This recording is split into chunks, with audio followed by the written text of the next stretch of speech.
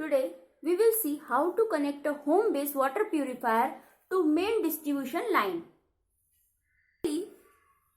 The location of water purifier in our homes is kitchen, and it is generally connected to the line of tap water supplied for kitchen use.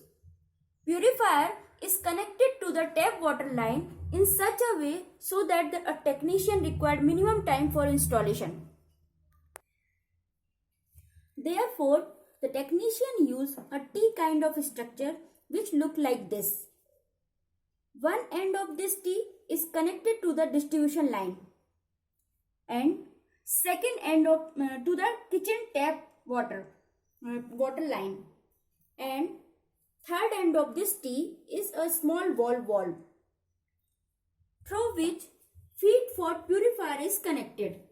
Generally, taps have thread from inside, so the hex bolt end is tightened to the distribution line and threaded end connected to the kitchen tap.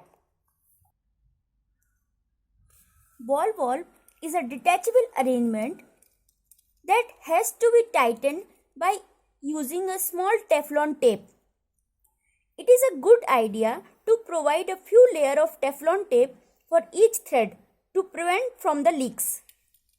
The other end of the ball valve is connected to the 1/4 inch nylon tube in such a way it makes a tight seal against the hex bolt.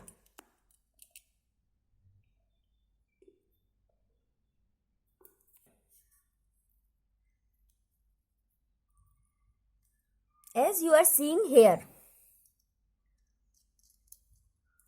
So, it made a tight seal against hex bolt.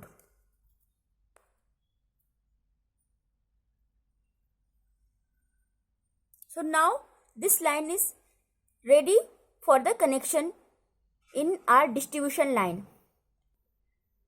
So the other end of the nylon tube, as you are seeing here, will be connected to the purifier and will work as the feed line of our purifier.